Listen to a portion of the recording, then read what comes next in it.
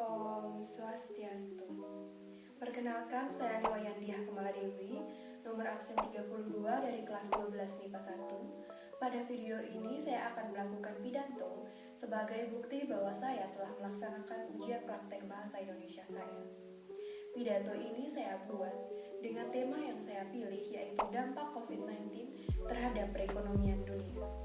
Selamat menyaksikan. Om Swastiastu. Bapak dan Ibu yang saya hormati, pada kesempatan yang berharga ini, izinkan saya untuk senantiasa memanjatkan puja dan puji syukur kehadirat Tuhan Yang Maha Esa, karena atas segala nikmat dan rahmat Beliau, yaitu berupa kesehatan, sehingga pada kesempatan ini, saya bisa tampil dalam video ini untuk memberikan yang terbaik dalam pidato saya kali ini.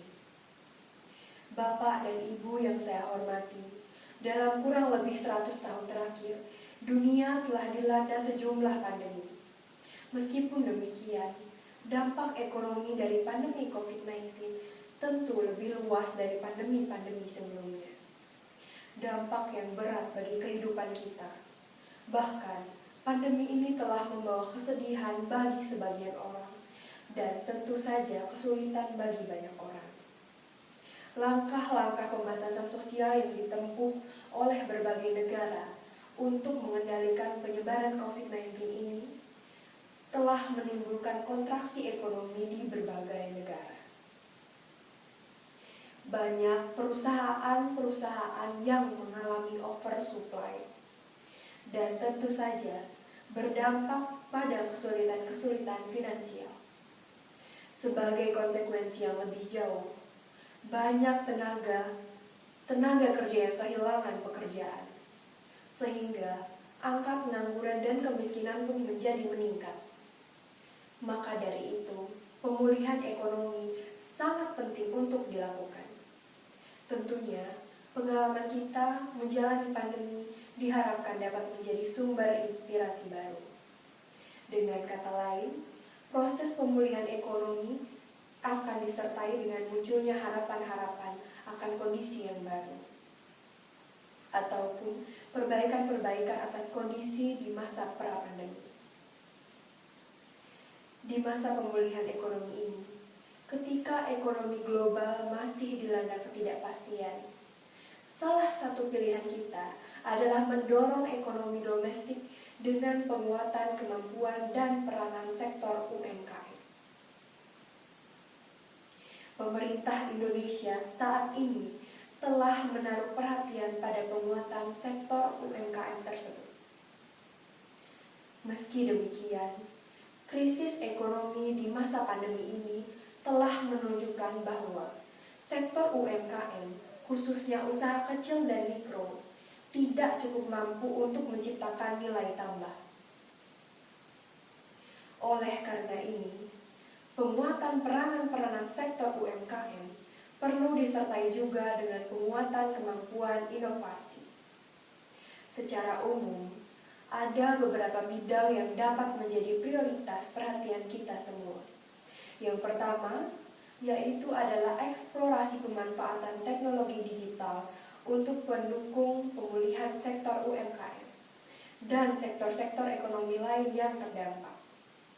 Yang kedua, adalah bidang kesehatan, pangan dan energi baru atau terbarukan. Yang ketiga adalah peningkatan kemampuan inovasi dan penciptaan nilai tambah sektor UMKM untuk tujuan peningkatan produksi dalam negeri.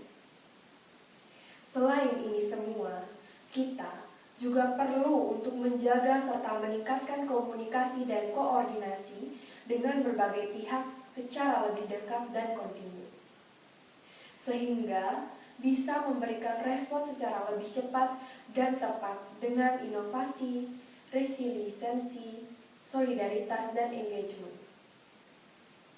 Mari kita terus bersama-sama menangani pandemi ini, bergotong royong, bersatu padu, karena hanya dengan cara kebersamaan ini, kita dapat mengatasi pandemi ini.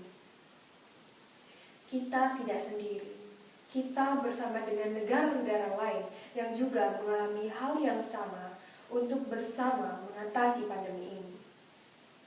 Dan tetaplah bersabar, optimis, dan tetap disiplin berada di rumah, menjaga jarak dalam berhubungan atau berinteraksi dengan orang lain, hindari kerumunan, rajin cuci tangan, pakailah masker saat keluar rumah.